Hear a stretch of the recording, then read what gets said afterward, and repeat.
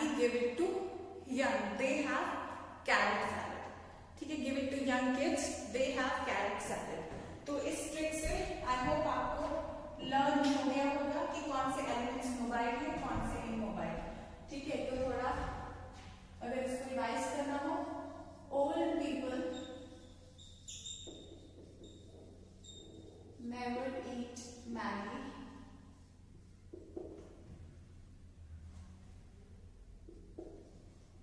give it to young kids। old people से आता है old leaves, never say nitrogen, magnesium से potassium, और give it to young kids यानी कि they ये अपने पास नाइट्रोजन, मैग्नीशियम, पोटेशियम नहीं रखते, ये यंग लीव्स को भेज देते हैं, पुराने पत्ते। ठीक है, इससे ये मतलब है, यानी कि नाइट्रोजन, मैग्नीशियम, पोटेशियम जो है ये मोबाइल एलिमेंट्स हैं। ठीक है, they have carrot salad, they have carrot salad यानी कि ये अपने पास कैल्शियम और सल्फर रखते हैं, यानी कि ये इमोबाइल एलिमेंट्स हैं, ये इमोबाइल एलिमेंट्स हैं यानी कि। ठीक है, तो इससे हमने मोबाइल और इमोबाइल एलिमेंट्स लर्न किए थे। तो अभी मैं आपको कुछ और डेफिशिएंसी सिम्टम्स, तो ये तो हमने मोबाइल इमोबाइल कर लिए, तो आपको डेफिशिएंसी सिम्टम्स हमने काफी मिनरल्स के किए हैं, उनको हो सकता है आपको लर्न करने में दिक्कत आ रही हो, लेकिन वो भी रीड करते रहना है, लर्न करते रहना है जैसे कराया है। जो ज्यादा इंपॉर्टेंट है लर्न करना, उनके लिए मैं आपको ट्रिक बता देती हूँ। ठीक है, तो एक्चुअली हमें 4 बेसिक डेफिशिएंसी सिम्टम्स जो कि डिफरेंट मिनरल्स के, आपने ज्यादातर देखा होगा हमने जब भी मिनरल्स किए उनमें कंबाइनली किया, दिस प्रिवेंट्स ग्रोथ। ठीक है, multiple minerals actually prevent growth, similarly multiple minerals cause delayed flowering, multiple minerals cause chlorosis, है ना, multiple minerals cause chlorosis, multiple minerals cause necrosis. तो ये 4 ऐसे फंक्शंस हैं जो हम देखते हैं कि मल्टीपल मिनरल्स कॉज करते हैं, और इन चारों को हमें लर्न करना जरूरी है। तो हम ये 4 बात कर लेते हैं, इनके विद ट्रिक्स। क्लोरोसिस करते हैं सबसे पहले। क्लोरोसिस एक्चुअली होता क्या है, मैं ये रब कर दूं एक बार।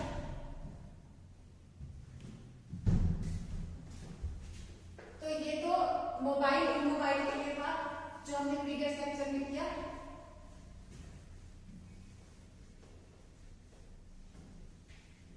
अभी हम जो डेफिशिएंसी सिम्टम्स हैं 4 बेसिक, उनके बारे में पढ़ लेते हैं।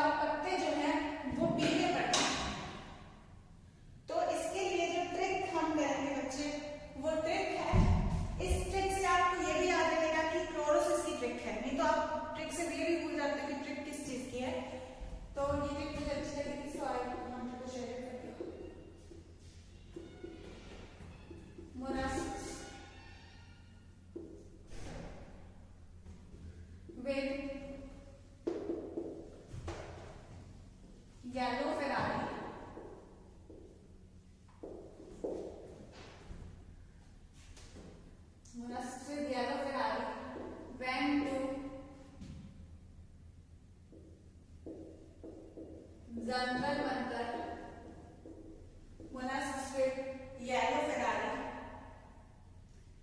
went to Jantar Mantar via MG Road।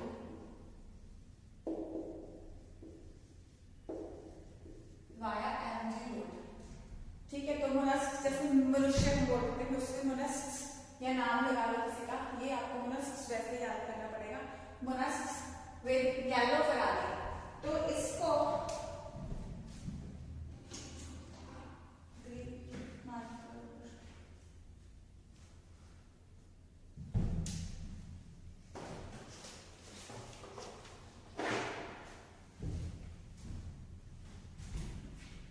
तो येलो से आपको याद रहेगा कि ये क्लोरोसिस है, ठीक है, येलो से आपको याद रहेगा कि ये क्लोरोसिस के सिम्टम्स हैं।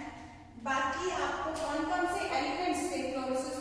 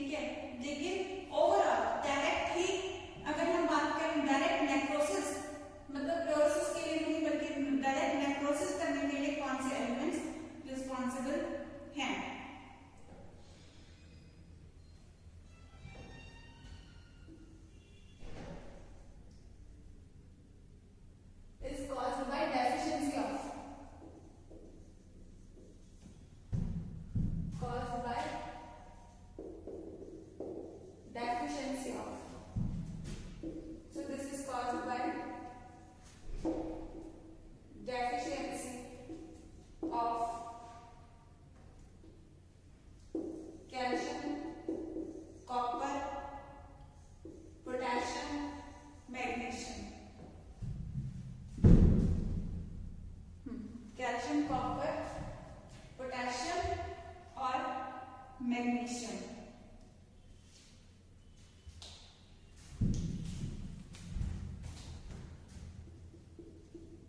ट्रिक क्या निमोनिक किसके लिए? काकू किल्ड काकी टू ईट मैगी। तो मैगी खाने के लिए काकू ने काकी को किल कर दिया। ठीक है, ऐसे नहीं होना चाहिए है ना, लेकिन बट हम लोग को ट्रिक से मतलब है, राइट?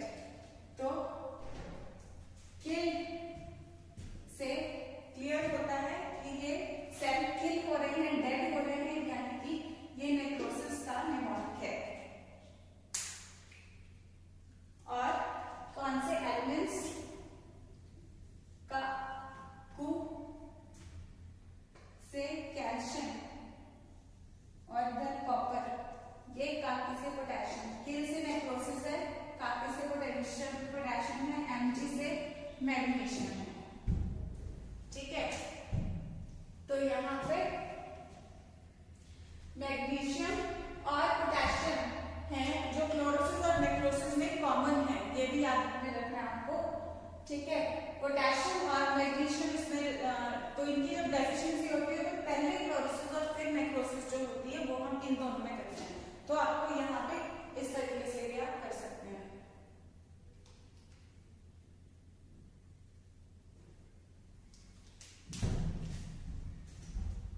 अगला डेफिशिएंसी सिम्टम है इनहिबिशन ऑफ फ्लावरिंग।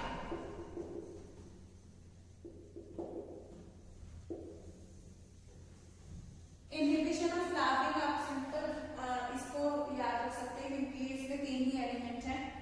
ठीक है, so it is caused by deficiency of molybdenum, nitrogen, sulphur. तो इनको आप सिंपली जो ट्रिक इस्तेमाल कर सकते हो, इसके लिए आसान ही है, आप मॉन्स करके इनको याद कर सकते हो। और जब प्लस 2 में आप करोगे तो यू विल सी कि मॉन्स प्यूबिस एक फीमेल एक्सटर्नल जेनिटलिया का जो स्ट्रक्चर है वो है ह्यूमंस के केस में। ठीक है, तो क्योंकि वो फीमेल जेनिटल में आता है, ठीक है, इसका फीमेल एक्सटर्नल जेनिटलिया में आता है एक्चुअली, लेकिन होता फीमेल रिप्रोडक्टिव पार्ट में हम लोग उसको पढ़ते हैं, तो उससे फ्लावर्स भी रिप्रोडक्टिव पार्ट है, तो उससे भी आप याद कर सकते हैं। नहीं तो ऐसे इसके लिए कोई ट्रिक की जरूरत नहीं, सिंपल मॉन्स वर्ड आता है फ्लावर के लिए। ठीक है, तो इसी से आप इसको लर्न कर सकते हो, not much trick required for this. तो ये chlorosis is caused by deficiency of chlorosis, यानी पत्ते पीले पड़ने से हो जाता है। This is caused by deficiency of molybdenum, nitrogen, potassium, sulphur, iron, zinc, manganese, magnesium. Inhibition of cell division is caused by deficiency of molybdenum, nitrogen, potassium, sulfur. Necrosis is caused by deficiency of calcium, copper, potassium and magnesium. Inhibition of flowering is caused by molybdenum, nitrogen and sulfur का deficiency. ठीक है, तो ये इन सब elements के deficiency symptoms हैं। इतने ultra important है याद करना है, ये सब चीज ज्यादा इंपॉर्टेंट है लर्न करनी, इस पे ही ज्यादा क्वेश्चन इसी पे बनते हैं, मेनली बनते हैं इस पे। ठीक है, तो इसको जरूर आप लोग लर्न करें। लेकिन हमने जो पहले भी स्टडी किया है कि पूरा उसके फंक्शन स्टडी करेंगे, उसके बेस पे डेफिशिएंसी सिम्टम स्टडी करेंगे, तो वैसे भी करना हमारे लिए आसान ही रहेगा, कोई मुश्किल नहीं रहेगा, उसको भी रीड आउट करते रहेगा। ठीक है, नोट डाउन करें इसको। I hope everything is clear.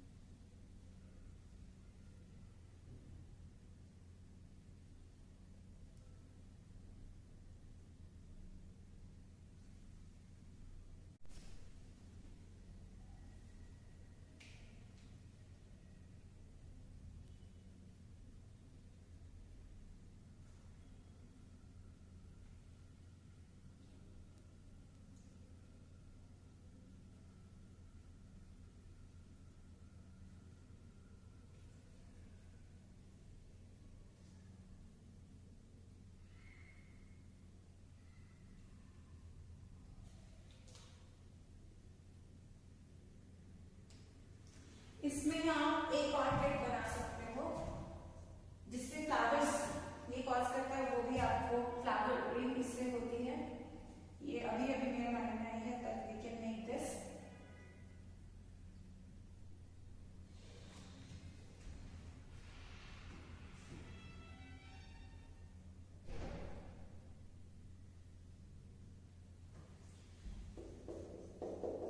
Nitesh brought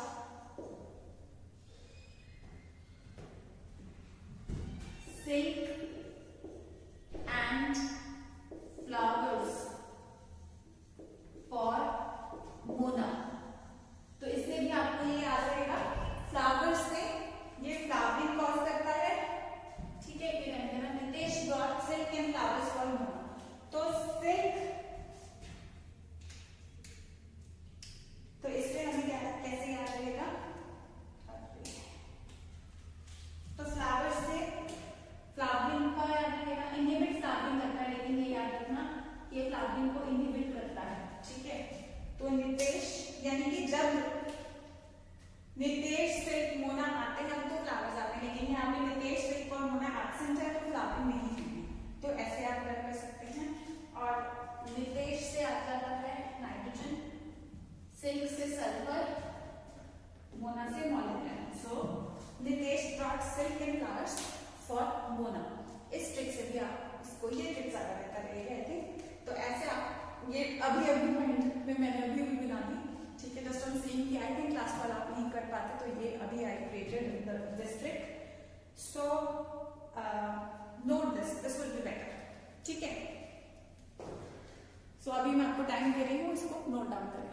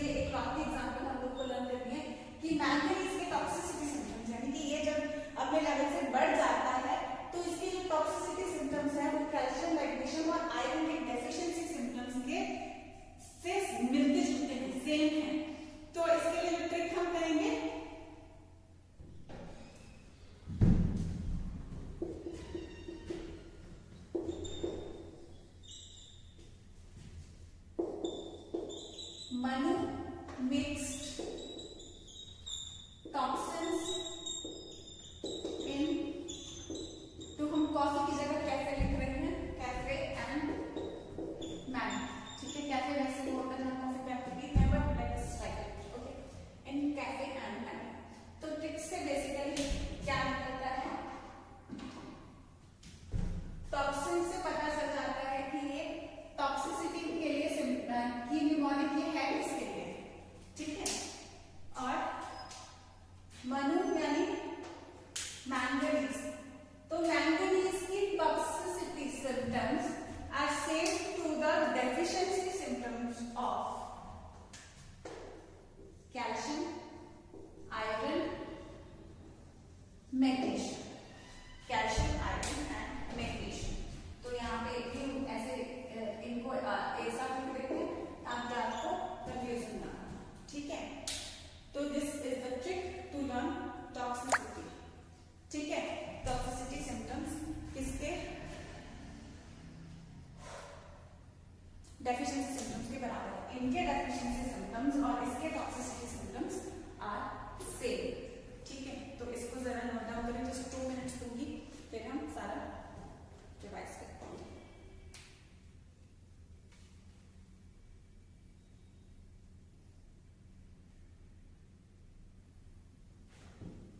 just note down trick, just think you have with you, just trick note कर लो जहां पे भी आपकी बुक में या कहीं पे लिखा हुआ है, ठीक है। उसके साथ ट्रिक नोट कर लो बस अपने मॉड्यूल में या जहां पे भी।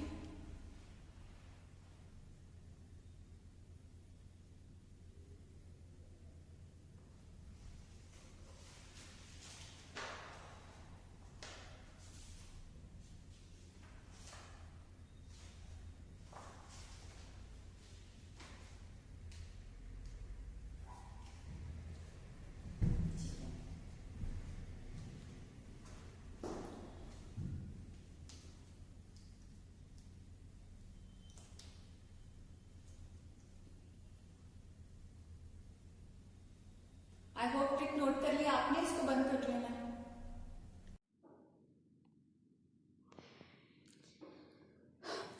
ओके, तो हम लोग कर रहे हैं मिनरल न्यूट्रिशन बच्चों। मिनरल न्यूट्रिशन में जैसे अब मैंने आपको टॉक्सिसिटी तक करा दिया, ये वाले चार्ट्स भी आपके मॉड्यूल में बने हुए हैं ना 5 और 6 पेज पे, इनको भी रीड कर लेना। टॉक्सिसिटी का मैंने विद निमोनिक आपको करवा दिया, तो अब हम यहाँ कर रहे हैं, यहाँ पे टॉक्सिसिटी का थोड़ा मैं आपको बता देती हूँ। जैसे रिक्वायरमेंट ऑफ माइक्रोन्यूट्रिएंट्स काफ़ी कम रहती है और मॉडरेट, ये ना जैसे रिक्वायरमेंट माइक्रोन्यूट्रिएंट्स की काफ़ी कम रहती है, तो कई बार हम क्या, और कम से भी ज़्यादा कम, अगर उस पर्टिकुलर रिक्वायरमेंट से भी कम रह जाए तो ये डेफिशिएंसी सिम्टम रह जाते हैं और ज़्यादा इंक्रीज हो जाते हैं। टॉक्सिसिटी नैरो रेंज होती है कंसंट्रेशन की जो ऑप्टिमम होती है। कोई भी मिनरल आयन जो टिश्यूज़ में होता है, ये ड्राई वेट अगर टिश्यूज़ का 10% से कम कर दे तो इसको टॉक्सिक हम लोग कहते हैं। ऐसी क्रिटिकल कंसंट्रेशन वेरी करती है among different micronutrients. Toxicity symptoms काफ़ी डिफिकल्ट होते हैं आइडेंटिफाई करने। क्रिटिकल कंसंट्रेशंस कम होती हैं, यानी कि कितना कम रिक्वायर्ड है या कितना ज़्यादा से ज़्यादा टॉक्सिसिटी हो सकता है, तो वो मिनिमम और मैक्सिमम वैल्यूज़ हर किसी की वेरी करती हैं। टॉक्सिसिटी सिम्टम्स डिफिकल्ट होते हैं आइडेंटिफाई करने, और ये लेवल्स, टॉक्सिसिटी लेवल्स भी वेरी करते हैं डिफरेंट प्लांट्स में काफ़ी टाइम पे। एक्सेस एलिमेंट का, एक एलिमेंट का एक्सेस दूसरे एलिमेंट का अपटेक भी इनहिबिट कर देता है, ठीक है। और ज़्यादातर एक्सेस में ज़्यादातर ऐसे ही होता है, टॉक्सिसिटी लेवल्स में ज़्यादातर ऐसे ही होता है, ठीक है, कि एक एलिमेंट अगर ज़्यादा हो जाए, उसका लेवल नॉर्मल से बहुत ज़्यादा हो जाए, तो वो दूसरे एलिमेंट्स को अब्जॉर्प्शन उनका रोक देगा, ठीक है। जैसे मैंगनीज में जैसे हम बात कर रहे थे कि आयरन, मैग्नीशियम और कैल्शियम की डेफिशिएंसी सिम्टम्स दिखाना शुरू कर देता है। तो रीज़न बेसिकली क्या होता है कि मैंगनीज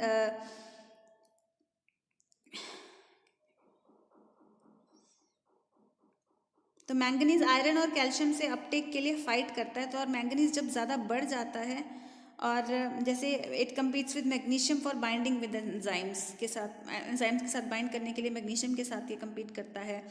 ये कैल्शियम की ट्रांसलोकेशन एपेक्स तक नहीं होने देता, इस कारण से ये आयरन, मैग्नीशियम और कैल्शियम के डेफिशिएंसी सिम्टम्स यहाँ पे आने शुरू हो जाते हैं जब मैंगनीज बहुत हाई होता है। तो हमें लगता है कि आयरन, मैग्नीशियम और कैल्शियम की डेफिशिएंसी है, रैदर वो कई बार मैंगनीज की टॉक्सिसिटी होती है या वाइस वर्सा, ठीक है, या हमें टॉक्सिसिटी लग रही होती है और वो होती है डेफिशिएंसी दूसरे 3 एलिमेंट्स की। Mechanism of absorption of elements हम देख लेते हैं। तो मैकेनिज्म जो अब्जॉर्प्शन का होता है ये 2 फेजेस में बांटा जाता है। फर्स्ट फेज में रैपिड इनटेक कराया जाता है आयंस का इनटू फ्री स्पेस या आउटर स्पेस ऑफ सेल्स के आउटर स्पेस में इनका रैपिड इनटेक करा लिया जाता है। जैसे एपोप्लास्ट और सिम्प्लास्ट पाथवे मैंने ट्रांसपोर्ट में आपको बताए थे, तो उस तरीके से पहले एपोप्लास्ट में फिर सिम्प्लास्ट में ये ट्रांसपोर्टेशन होता है। तो उसी तरीके से ये अब्जॉर्प्शन भी हो जाता है, वो चीज़ हमने वहीं पे कर ली थी। और आयन चैनल्स होते हैं, ट्रांसमेम्ब्रेन प्रोटीन्स होते हैं जो पोरिन्स वगैरह का काम करते हैं, वो सब चीज़ भी मैंने आपको उसी टाइम पे करवा दी थी। ठीक उसी तरीके से एक्टिव पैसिव ट्रांसपोर्ट इन सब चीज़ों का होता है। लेकिन जब आयंस का मूवमेंट होता है उस टाइम पे हम बेटा इसको फ्लक्स बुलाते हैं। इनवर्ड मूवमेंट को इनफ्लक्स, जब अंदर की तरफ जाते हैं कोई आयंस बाहर की तरफ जाते हैं तो उसको ईफ्लक्स। ठीक है। ट्रांसलोकेशन ऑफ सॉल्यूट्स की अगर बात करें तो mineral salts are transported. Mineral salts पानी में घुल करके ही जाइलम के थ्रू ही ट्रांसपोर्ट हो जाते हैं।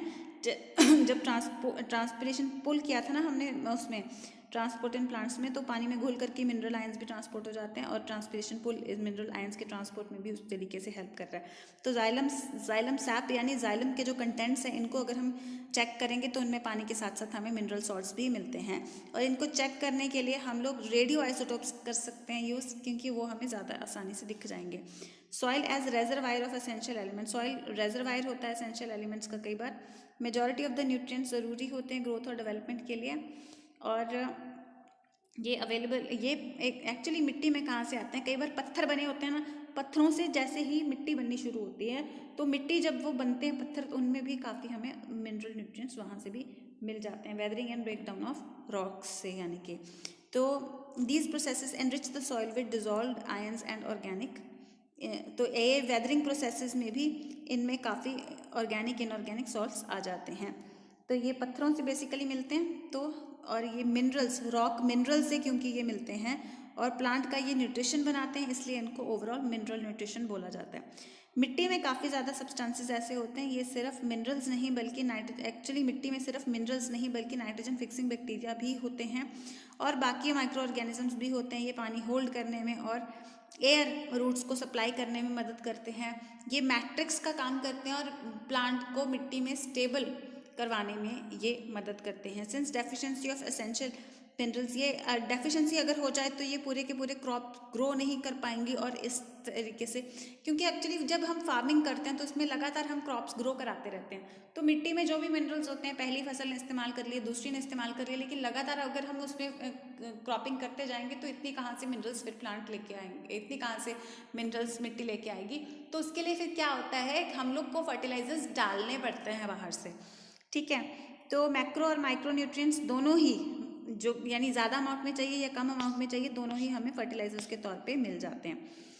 तो ये यहाँ तक हो गया बेटा। आगे हम बात कर रहे हैं मेटाबॉलिज्म ऑफ नाइट्रोजन की। जो नाइट्रोजन साइकिल की इसमें बात करेंगे, ये बहुत ही ज़्यादा इंपॉर्टेंट क्वेश्चन है। जैसे हमने लेगुमिनस प्लांट्स में आपको मैंने बताया था गांठें बन जाती हैं और नाइट्रोजन फिक्सेशन जो होती है वो पर्टिकुलर यहाँ पे हम करने जा रहे हैं। तो कार्बन हाइड्रोजन ऑक्सीजन के अलावा नाइट्रोजन भी एक बहुत ज़्यादा प्रेवलेंट, ठीक है, नाइट्रोजन बहुत ज़्यादा है एटमॉस्फेयर में, 78% एटमॉस्फेयर में है, लेकिन मिट्टी में कैसे पहुँचे, इसके लिए पर्टिकुलर ये ज़रूरी चाहिए कि मिट्टी में पहुँचेगा तो ही प्लांट को मिलेगा। और प्लांट के ये अमाइनो एसिड, प्लांट में ये amino acid, proteins, hormones, chlorophyll और इन सब चीज़ों का ये पार्ट है।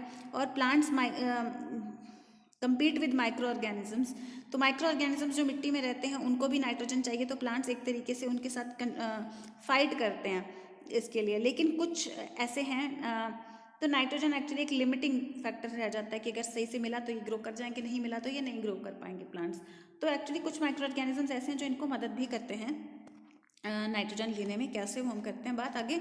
नाइट्रोजन 2 फॉर्म में एग्जिस्ट करती है। जो नेचर में जो नाइट्रोजन जो है वो किस फॉर्म में एग्जिस्ट करती है, वो N2 के फॉर्म में एग्जिस्ट करती है, यानी कि 2 नाइट्रोजन एटम्स आपस में यूँ ट्रिपल बॉन्ड होना चाहिए, यहाँ पे डबल बना हुआ है, ट्रिपल बॉन्ड होना चाहिए, इसके साथ ये बाइंड करती है। तो इसको जो ये नाइट्रोजन होता है, एक्चुअली नाइट्रोजन तो गैस होती है, लेकिन मिट्टी में अगर ये जाएगी तो फर्स्ट ऑफ ऑल ये अमोनिया में कन्वर्ट होगी।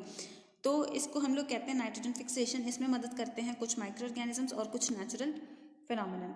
जैसे कि नेचर में अगर हम बात करें तो इन नेचर कुछ यूवी लाइट रेडिएशन वगैरह जो आती है वो नाइट्रोजन को नाइट्रोजन ऑक्साइड्स में कन्वर्ट कर देती है। फिर industrial combustion, forest fires, automobile exhaust, power generating stations, ये भी एटमॉस्फेरिक नाइट्रोजन ऑक्साइड्स बनाने में मदद करते हैं। तो यहाँ पे ये रिएक्शंस हैं। और जो डेड पार्ट्स, एनिमल पार्ट्स वगैरह होते हैं, इनके जो नाइट्रोजीनस कंपाउंड्स होते हैं ये अमोनिया में कन्वर्ट होना शुरू होते हैं। जब अमोनिया में कन्वर्ट होना ये शुरू होते हैं उसको हम कहते हैं अमोनिफिकेशन। तो आपको ये टर्म्स याद रखने हैं, अमोनिफिकेशन, नाइट्रोजन फिक्सेशन, नाइट्रेशन, ठीक है, ये सारे कुछ वर्ड्स हैं जो आपको याद रखने हैं। अब ये जो अमोनिया में जो डेड प्लांट्स, एनिमल्स होते हैं, इनमें कुछ माइक्रो ऑर्गेनिजम्स काम करेंगे और इसको अमोनिया में कन्वर्ट कर देंगे। इसको अमोनिफिकेशन बोलते हैं। ये अमोनिया फिर से वॉलेटाइल होकर के फिर से ये एटमॉस्फेयर में कन्वर्ट हो जाएगा, नाइट्रोजन में कन्वर्ट होकर के। तो यहाँ पे बेटा आपको थोड़ी सी मेरे ख्याल अभी कन्फ्यूजन हो रही होगी, तो वो अभी दूर ये वाले पार्ट से होगी। यहाँ पे देखो हम क्या कह रहे हैं, ammonia is first oxidised, ammonia is first oxidized to nitrate by bacteria nitrosomonas and nitrococcus। तो यहाँ पे आप क्या कहोगे, ammonia is first oxidised to nitrite. तो यहाँ पे आप नंबर 1 लिख लो, ये वाला जो आपके यहाँ पे बना हुआ, यहाँ पे आप अच्छा मैं कोई कलर चेंज कर देती हूँ इसका। तो यहाँ पे आप नंबर 1 लिख लो, और या आप बैक्टीरिया का नाम ही लिख लो। मेरे पास स्पेस कम है तो मैं नहीं लिख रही हूँ, तो आप बैक्टीरिया का नाम लिख लो। कौन से बैक्टीरिया लिखोगे आप यहाँ पे? अमोनिया को कौन कन्वर्ट कर रहा है? नाइट्रोसोमोनास और नाइट्रोकोकस, ये दोनों बैक्टीरिया काम कर रहे हैं। ठीक है, फिर हम इसका कलर और चेंज कर देते हैं और अगले स्टेप पे हम देखेंगे कि आगे क्या है। Nitrite is further oxidised by bacterium Nitrobacter. तो नाइट्रोबैक्टर फिर नीचे हम कहाँ पे लिखेंगे? नाइट्रोबैक्टर अगेन नाइट्रेट इसमें कन्वर्ट हो रहा है, तो यहाँ पे नाइट्रेट। तो यहाँ पे बेसिकली रिएक्शन क्या याद हो रहा है? अमोनिया को नाइट्राइट में कन्वर्ट कर रहा है नाइट्रोसोमोनास और नाइट्रोसोकोकस, फिर नाइट्रोबैक्टर इसको आगे नाइट्रेट में कन्वर्ट कर देता है। ठीक है, तो यहाँ पे हम क्या देख रहे हैं? पूरा fixation atmospheric nitrogen, biological nitrogen fixation, यानी कुछ बैक्टीरिया, अमोनिफाइंग बैक्टीरिया इसको अमोनिया में कन्वर्ट करते हैं। ठीक है, और फिर इंडस्ट्रीज जो चलती हैं वो भी इसको अमोनिया में कन्वर्ट कर देती हैं। इलेक्ट्रिकल फिक्सेशन और इलेक्ट्रिसिटी जो बिजली कड़कड़ाती है उससे भी नाइट्रेट बन जाते हैं। ठीक है, और कुछ लेकिन बैक्टीरिया डीनाइट्रीफाइंग बैक्टीरिया होते हैं। डीनाइट्रीफाइंग बैक्टीरिया, यहाँ पे ये वाला जो डीनाइट्रीफाइंग बैक्टीरिया ये होता है थायोबैसिलस और सूडोमोनास। अब इसका नाम आपको कहाँ पे मिलेगा? ये वाले नाम, ये थायोबैसिलस और सूडोमोनास के नाम आप यहाँ पे लिख लो। डीनाइट्रीफाइंग मतलब नाइट्रेट को नाइट्रोजन में कन्वर्ट कर देना। ठीक है, तो यहाँ पे आप बैक्टीरिया के नाम इसी के ऊपर लिख लोगे तो आपको ये याद रहेगा। तो यहाँ पे हम देख रहे हैं atmospheric nitrogen, biological nitrogen fixation यानी बैक्टीरिया से, इंडस्ट्रीज से, इन दो प्रोसेसेस से अमोनिया में कन्वर्ट होता है। एटमॉस्फेरिक नाइट्रोजन डायरेक्ट नाइट्रेट में भी कन्वर्ट हो सकता है बाय कड़कड़ाती हुई बिजली। और यहाँ पे ये एरो जो इस तरफ लगी हुई है डीनाइट्रीफाइंग की, ये गलत है, ये सिर्फ इस ऊपर की तरफ ही जानी चाहिए। डीनाइट्रीफाइंग बैक्टीरिया जैसे थायोबैसिलस और सूडोमोनास ये इसको कन्वर्ट कर देते हैं। इन्हीं एरोज पे आप बैक्टीरिया के नाम लिख लो। ठीक है, आगे हम क्या देखते हैं? ये जो नाइट्रेट है, अब मैं ये सारा एक बार जो नंबरिंग कर रखी है मैं रब कर रही हूँ इसको, ठीक है, ताकि क्लीन फॉर्म में आपको दिख सके। ये नहीं करूँगी रब।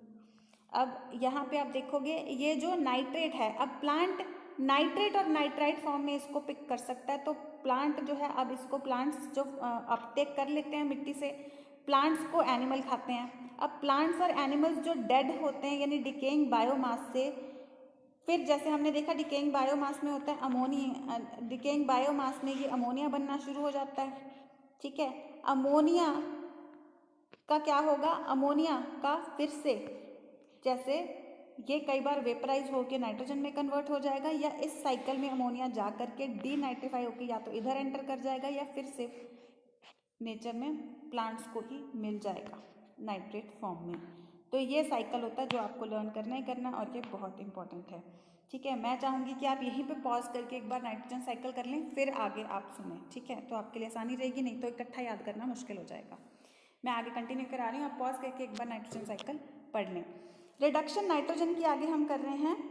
नाइट्रोजन को अमोनिया में जैसे कन्वर्ट कर रहे थे, जैसे बायोलॉजिकल नाइट्रोजन फिक्सेशन यहाँ पे लिखा हुआ था ना, बायोलॉजिकल नाइट्रोजन फिक्सेशन, तो ये चीज़ यहाँ पे आगे मेंशन है। तो बायोलॉजिकल नाइट्रोजन फिक्सेशन इसको कहते हैं जब नाइट्रोजन अमोनिया में कन्वर्ट होता है। एंजाइम कौन सा यहाँ पे काम करता है, वो होता है नाइट्रोजिनेज। ये enzyme nitrogenase nitrogen is capable of nitrogen reduction. ठीक है, ये नाइट्रोजिनेज एंजाइम जो है ये नाइट्रोजन की रिडक्शन कराता है, और ये एंजाइम कहाँ पे मिलता है, सिर्फ और सिर्फ बैक्टीरिया में यानी प्रोकैरियोट्स में। तो जो बायोलॉजिकल नाइट्रोजन फिक्सेशन हो रही है यानी नाइट्रोजन को अमोनिया में कन्वर्ट किया जा रहा है, तो ये एंजाइम प्रेजेंट होता है सिर्फ बैक्टीरिया में। तो यहाँ पे मैंने आपको कोई माइक्रो ऑर्गेनिज्म इस पर्टिकुलर स्टेप पे नहीं लगवाया था, सिर्फ बता दिया था कि बैक्टीरिया मदद करते हैं, तो इसकी बात हम अगले स्टेप पे यहाँ पे करते हैं। ठीक है, तो ऐसे माइक्रो ऑर्गेनिजम्स एक्चुअली होते बहुत सारे हैं, इसलिए मैंने वहाँ पे नहीं लिखवाया। ऐसे माइक्रो ऑर्गेनिजम्स को हम नाइट्रोजन फिक्सर्स कहते हैं, जो उसको सॉल्युबल फॉर्म में ले आए। गैस को उन्होंने अमोनिया बना दिया, नाइट्रोजन गैस को उन्होंने अमोनिया बना दिया। अब ये जो माइक्रो ऑर्गेनिजम्स हैं ये हो सकता है नेचर में फ्री लिविंग रह रहे हैं यानी अकेले रह रहे हैं, या किसी प्लांट के साथ सिम्बायोटिक एसोसिएशन में रह रहे हैं। सिम्बायोटिक मतलब कि थोड़ा हम तुम्हारा साथ देते हैं, थोड़ा तुम हमारा दो। ठीक है, तो ये कौन कौन से होते हैं। पहली कैटेगरी में free living nitrogen fixing aerobic free living की बात करें तो अजोटोबैक्टर और बेजनिकिया, अरे यार अजोटोबैक्टर और बेजनिकिया, तो ये फ्री लिविंग है। आपको याद रखना है कौन सा फ्री लिविंग है कौन सा कैसा है। ठीक है,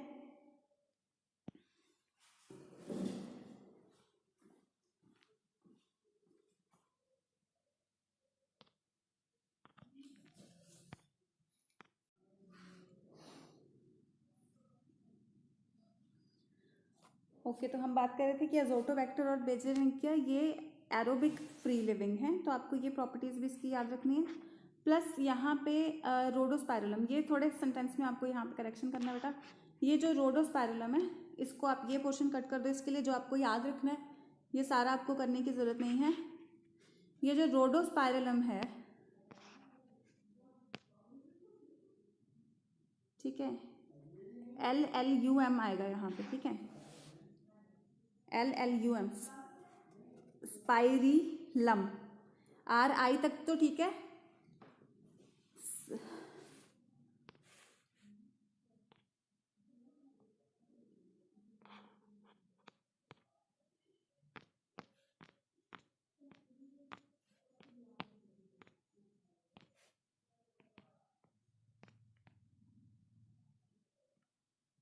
ये स्क्रीन पे नीचे दिख रहा है आपको, ऊपर नहीं दिखेगा तो यहाँ से आप देख लेना, रोडोस्पाइरिलम। ठीक है, ये स्पेलिंग मैंने इसके करेक्ट करके लिख दिया, ये स्पेलिंग करेक्ट कर लेना। रोडोस्पाइरिलम जो है ये एनारोबिक है बेटा, ठीक है, ये थोड़ी यहाँ पे मिस्टेक थी। रोडोस्पाइरिलम जो है this is anaerobic, Rhodospirillum is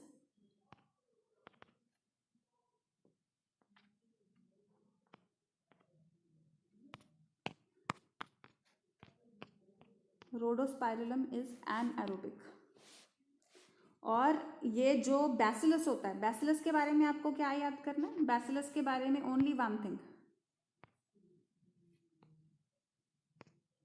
कि ये फ्री लिविंग है।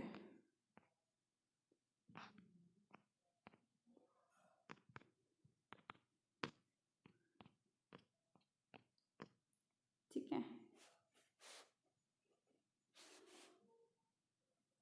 ये कहाँ से ओके करूँ इसको मैं, बस बैसिलस के बारे में कि ये फ्री लिविंग है इतना याद करना है आपको। अजोटोबैक्टर बेजनिकिया और ये एरोबिक हैं, पहले कर लिया। अब रोडोस्पाइरिलम एनारोबिक, बैसिलस फ्री लिविंग है बस। इसके अलावा काफ़ी साइनोबैक्टीरिया, साइनोबैक्टीरिया यानी ब्लू ग्रीन एल्गे, जो कि ये भी बैक्टीरिया होते हैं, आपको याद होगा। तो एनाबीना और नॉस्टॉक ये फ्री लिविंग नाइट्रोजन फिक्सर्स हैं, ये नॉर्मली फ्री लिविंग रहते हैं। अब हमने सभी बात की कि नॉर्मली ज़्यादातर फ्री लिविंग रह रहे हैं, है ना। तो आगे हम बात करेंगे, यहाँ पे फ्री लिविंग वालों की बात की, आगे हम सिम्बायोटिक की बात करते हैं। तो सिम्बायोटिक में हम देखेंगे रॉड शेप जो होता है राइजोबियम बैक्टीरिया, ये कुछ दाल वाले प्लांट्स जैसे कि अल्फा अल्फा, sweet clover, sweet pea, lentils, garden pea, broad bean, इन सब के साथ ये रहता है सिम्बायोटिक फॉर्म में। ठीक है बेटा,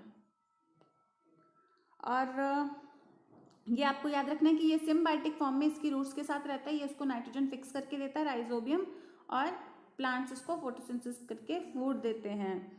और एक और माइक्रो ऑर्गेनिज्म फ्रैंकिया होता है जो नाइट्रोजन फिक्सिंग नोड्यूल्स बना देता है, ये नॉन लेग्यूमिनस प्लांट्स में। तो लेग्यूमिनस दाल वाले प्लांट में कौन बनाता है? राइजोबियम। और आई रिपीट, दाल वाले प्लांट्स में जो गांठें या नोड्यूल बनती हैं जिनसे नाइट्रोजन फिक्सिंग होती है, वो दाल वाले प्लांट्स में कौन बनाता है? राइजोबियम।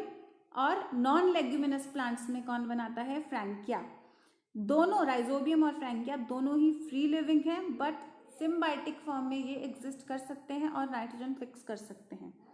रेड और पिंक कलर जो नोड्यूल, एक्चुअली जैसे ही ये जो प्लांट में गांठें बंधी होती हैं, प्लांट की ये जो देखो यहाँ पे गांठ बनती दिखा रही है, मैं आपको आगे दिखाती हूँ।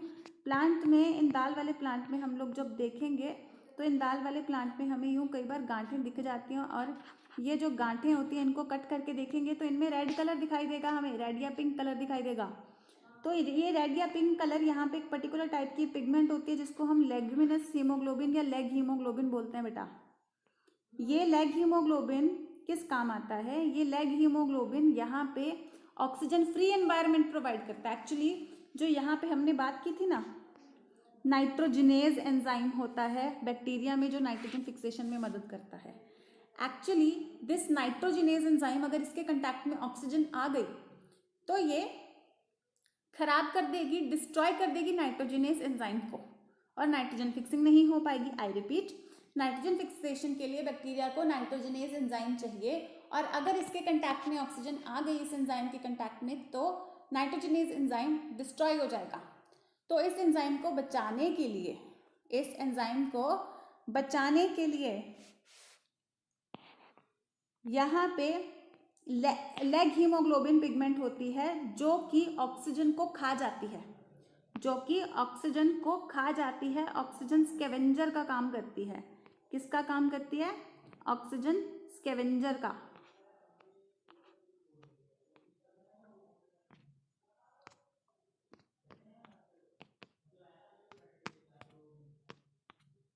ऑक्सीजन स्कैवेंजर का काम करती है और ऑक्सीजन को खा जाती है, तो नाइट्रोजिनेज एंजाइम खराब नहीं होता। सो ऑक्सीजन स्कैवेंजर करके इट प्रोटेक्ट्स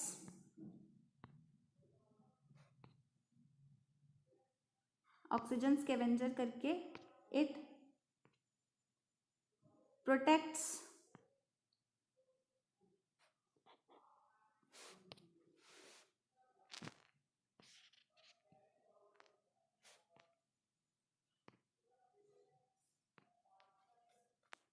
तो इस तरीके से इट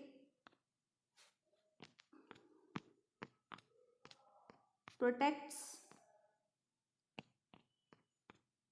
नाइट्रोजिनेज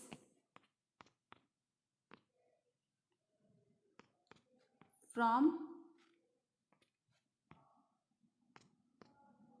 ऑक्सीजन। तो इस तरीके से ये नाइट्रोजिनेज को प्रोटेक्ट करती है फ्रॉम ऑक्सीजन। ठीक है, तो ये प्रोटेक्ट करती है नाइट्रोजिनेज को from oxygen by scavenging the oxygen.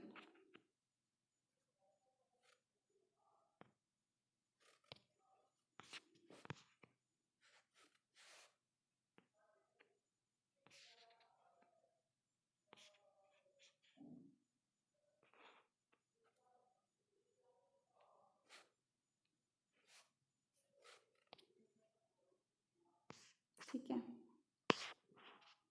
तो ये लेग हीमोग्लोबिन मैंने बोल दिया है। अगर पढ़ने में दिक्कत आ रही है तो उस हिसाब से बस इसको कवर कर लेना कि जैसे मैंने इसको लिख दिया है।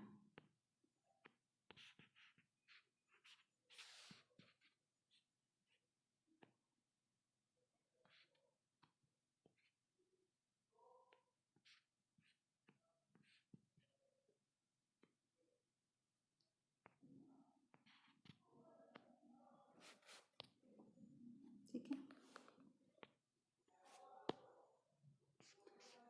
तो ये याद रखना कि लेग हीमोग्लोबिन ऑक्सीजन स्कैवेंज करके खा जाती है ऑक्सीजन को और नाइट्रोजिनेज को ऑक्सीजन से बचाती है, तभी नाइट्रोजिनेज एंजाइम नाइट्रोजन फिक्सेशन कर पाएगा। आगे हम बात करते हैं नोड्यूल फॉर्मेशन की। गांठें जो बनती हैं जिसके अंदर लेग हीमोग्लोबिन बन जाता है, वो गांठ बनती कैसे है आखिर। नोड्यूल फॉर्मेशन में मल्टीपल इंट्रैक्शंस होते हैं राइजोबियम के होस्ट प्लांट की रूट के साथ, और प्रिंसिपल स्टेजेस जो होती हैं वो यहाँ पे दिखा रखी हैं। राइजोबियम बैक्टीरिया में नाइट्रोजनेस बनता है जो दाल वाले प्लांट के साथ कम्बिनेशन बनाता है। तो सॉइल पार्टिकल्स में रूट हेयर होते हैं, बैक्टीरिया बनता है, ठीक है। तो ये क्या होता है, बैक्टीरिया इसके अंदर जब ग्रो करना शुरू होता है तो यहाँ पे हुक बननी शुरू हो रही है, देखो, ठीक है, क्योंकि बैक्टीरिया ने इसके आसपास मल्टीप्लाई करना शुरू कर देती है। ये हुक के थ्रू इन्फेक्शन थ्रेड बन जाता है ये, यानी कि इसके थ्रू जो बैक्टीरिया हैं वो इसके अंदर ट्रैवल करके अंदर तक पहुंच जाते हैं, इसके कॉर्टेक्स सेल्स तक। और यहाँ पे जब ये मल्टीप्लाई करना शुरू कर देते हैं तो जब ये यूं धागे इस तरीके से बना, बाद में ये यूं पूरा धागा फोल्ड होके इसका ये यही चीज़ जो यूं है आगे यूं फोल्ड होके गांठ बना देगा पूरी की पूरी, ठीक है। क्या बना देगा, पूरी की पूरी गांठ तैयार कर देगा और फाइनली मैच्योर नोड्यूल बन जाएगा। ये पूरी जो यहाँ पे नोट किया हुआ है सारा का सारा, ये ऐसे आपको डिस्क्राइब करना होता है फॉर्मेशन ऑफ रूट नोड्यूल्स। ऐसे स्टेप्स लिखते रहना ABC और साथ साथ डायग्राम्स आप ड्रॉ करते रहना, ठीक है। तो ये नोड्यूल में सारे बेसिक बायोकेमिकल कंपोनेंट्स होते हैं और एंजाइम, नाइट्रोजनेज, लेग हीमोग्लोबिन, ये सब भी होता है जो चाहिए होता है नाइट्रोजन फिक्सेशन के लिए। क्यों चाहिए होता है वो मैंने आपको बता दिया, ठीक है। और एंजाइम जो नाइट्रोजनेज है ये एक मॉलिब्डेनम फेरस प्रोटीन है और ये नाइट्रोजन को अमोनिया में कन्वर्ट करता है, ये हमने पहले भी कर लिया और इसका यहाँ पे रिएक्शन भी मेंशन है। तो जैसे मैंने आपको वैसे ऊपर नोट भी करवा दिया, यहाँ पे लिखा हुआ है कि एंजाइम नाइट्रोजनेज जो है ये काफ़ी ज़्यादा सेंसिटिव भी है मॉलिक्यूलर ऑक्सीजन को, और एनारोबिक कंडीशंस इसको चाहिए होती हैं। तो इसके लिए नोड्यूल्स में अडेप्टेशंस होती हैं ताकि एंजाइम प्रोटेक्ट हो सके। और लेग हीमोग्लोबिन पिगमेंट जो है जो इसको रेड कलर देती है, ये ऑक्सीजन स्कैवेंजर का काम करती है। ये चीज़ मैंने वैसे आपको लिखवा भी दी लेकिन यहाँ पे मेंशन भी है, ठीक है। So it is interesting to note that ये माइक्रो ऑर्गेनिजम्स जो हैं ये aerobic, they live as aerobes under free living condition. तो जैसे हमने बात की थी कि ये माइक्रो ऑर्गेनिज्म एरोबिक होते हैं और फ्री लिविंग होते हैं, लेकिन ये जब नाइट्रोजन फिक्सेशन नहीं कर रहे होते उस टाइम पे फ्री लिविंग होते हैं, यानी कि उस टाइम पे नाइट्रोजनेज एंजाइम ऑपरेशनल नहीं होता। लेकिन जब प्लांट के साथ रह रहे हैं, नाइट्रोजन फिक्सेशन कर रहे हैं, तब ये एनारोबिक हो जाते हैं।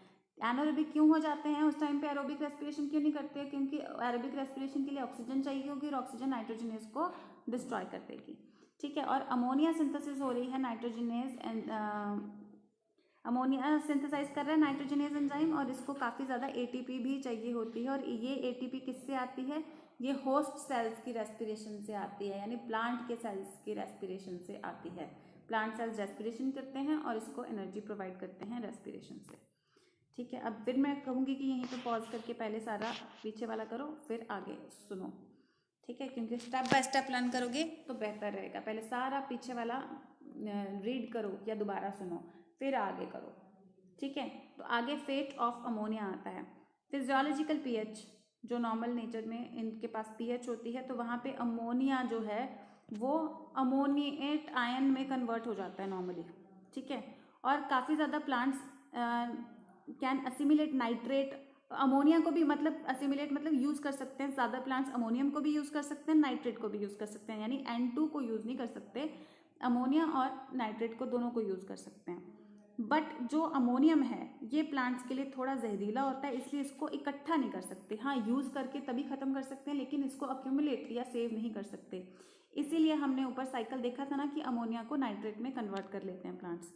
तो वैसे लेकिन अमोनियम को अगर ना कन्वर्ट कर पाएँ तो, और अभी नहीं इस्तेमाल कर पा रहे, तो तब फिर अमोनिया को ये अमाइनो एसिड्स बनाने के लिए भी सिंथेसाइज कर सकते हैं। और दो मेन तरीके हैं इसको यूटिलाइज करने के, अमाइनो एसिड में कन्वर्ट करने के। एक तो है रिडक्टिव एमिनेशन और दूसरा है ट्रांस एमिनेशन। रिडक्टिव एमिनेशन में अमोनिया अल्फा कीटोग्लूटरिक एसिड के साथ मिलकर ग्लूटामिक एसिड बनाता है। ट्रांस एमिनेशन में it involves transfer of amino group from one amino acid to the keto group of keto acid. तो amino group of one amino acid to keto group of keto acid में ये इसको convert कर देता है already. फिर glutamic acid जो होता है ये मेन अमाइनो एसिड होता है। ट्रांस एमिनेशन का देखो आप क्या मतलब है, बेसिकली ट्रांस मतलब ट्रांसफर, अमीनेशन मतलब अमाइनो। तो ट्रांसफर ऑफ अमाइनो ग्रुप हो रहा है एक अमाइनो एसिड से एक कीटो एसिड तक, ठीक है, एक अमाइनो एसिड से दूसरे अमाइनो एसिड तक, एक कीटो एसिड तक। तो यहाँ पे ये दिख रहे हैं, ये अमाइनो एसिड है, ये कीटो एसिड है। अमाइनो एसिड से इससे अमाइनो ग्रुप यहाँ से हटके यहाँ पे दूसरे में ट्रांसफ़र हो रहा है, यानी कि यहाँ पे, ठीक है। तो ये अब अमाइनो एसिड बन गया और ये कीटो बन गया, ठीक है। तो अमोनिया, बेसिकली अमोनिया का ग्रुप एक एसिड से दूसरे एसिड में ट्रांसफ़र हो रहा है, आप यही समझ लो, ट्रांसफ़र हो रहा है अमाइनो ग्रुप, ठीक है। तो एंजाइम ट्रांसएमिनेज कैटालाइज करता है सारे ऐसे ही रिएक्शंस को। ट्रांसएमिनेज एंजाइम काम करेगा ट्रांसएमिनेशन रिएक्शन में, ठीक है। देन दो मोस्ट इंपॉर्टेंट अमाइड्स, एस्पैराजीन और ग्लूटामिन, ये प्लांट्स में होते हैं और प्रोटीन्स का स्ट्रक्चरल पार्ट बनाते हैं। ये दो अमाइनो एसिड से बनते हैं, एस्पार्टिक एसिड और ग्लूटामिक एसिड से, by addition of another amino group. अब देखो, जो हम लोग एसेंशियल अमाइनो एसिड जब याद करते हैं उसमें asparagine, aspartic acid, glutamine, glutamic acid, ऐसे कुछ याद करते हैं ना। तो एस्पार्टिक एसिड कैसे बनता है, सॉरी, एस्पैराजीन कैसे बनता है? एस्पैराजीन जो एस्पार्टिक एसिड होता है उसी के, ये ट्रांसएमिनेशन रिएक्शन से ही बनते हैं। एस्पार्टिक एसिड पे अगर एक और अमाइनो ग्रुप लगा दो तो वो एस्पैराजीन बन जाएगा, ठीक है। ये अमाइड बन जाता है, ये अमाइनो एसिड है एस्पार्टिक एसिड और इससे अमाइड बन जाता है एस्पैराजीन, अगर इसमें एक और अमाइनो ग्रुप लगा दो, ठीक। वैसे ही ग्लूटामिक एसिड एक अमाइनो एसिड है, इसके ऊपर एक और अमाइड लगा दो, अमीनो ग्रुप लगा दो, तो ये अमाइड ग्लूटामीन बन जाएगा, ठीक है, by addition of another amino group. एक और अमाइनो ग्रुप अगर इनमें हम ऐड कर दें, एस्पार्टिक एसिड और ग्लूटामिक एसिड अमाइनो एसिड्स जिनको हमने लर्न किया था उसमें एसेंशियल अमाइनो एसिड्स में, तो इन एसेंशियल अमाइनो एसिड्स के साथ अगर हम लोग एक एक अमाइनो ग्रुप और ऐड कर दें तो इनमें एस्पैराजीन और ग्लूटामिन ये दोनों amino acids will get converted into amides. Then hydroxyl part जो एसिड का होता है, एक्चुअली दूसरा अमाइनो ग्रुप कहाँ पे ऐड होता है? ये हाइड्रोक्सिल पार्ट एसिड का होता है, उसकी जगह पे ये अमाइनो ग्रुप यहाँ पे ऐड होता है, ठीक है। और अब अमाइड्स में क्या है, हम देख रहे हैं अमाइनो एसिड में अगर एक और अमाइनो ऐड हो जाए फिर वो अमाइड बनता है, तो यानी कि अमाइड में ज़्यादा नाइट्रोजन या ज़्यादा अमाइनो ग्रुप्स हैं देन अमाइनो एसिड, तो इसीलिए दे आर ट्रांसपोर्ट। तो इसीलिए ये वाला जो एक्स्ट्रा नाइट्रोजन है इनमें, एक्स्ट्रा अमाइनो ग्रुप के कारण जो एक्स्ट्रा नाइट्रोजन अमाइड में आ गया है, तो ये वाला अमाइड से जो नाइट्रोजन है ये एक्चुअली दूसरे पार्ट्स तक ट्रांसफ़र भी हो सकता है, क्योंकि एक्स्ट्रा है, ज़्यादा है, तो ये उसके दूसरे पार्ट्स तक भी ट्रांसफ़र हो सकता है। सो ट्रांसपिरेशन स्ट्रीम से ये नोड्यूल से दूसरे पार्ट्स तक पहुंच सकता है इन द फॉर्म ऑफ यूराइड्स वगैरह, ठीक है, दूसरे पार्ट्स तक मतलब ये पहुंच जा सकता है। देन ये कंपाउंड्स में ऐसे जो हम यूराइड्स, अमाइड्स, ये कंपाउंड जो हम कर रहे हैं इसमें हम क्या देखते हैं कि इनमें नाइट्रोजन टू कार्बन रेशियो बहुत ज़्यादा हाई होता है, यानी इनमें लार्ज अमाउंट ऑफ नाइट्रोजन होता है,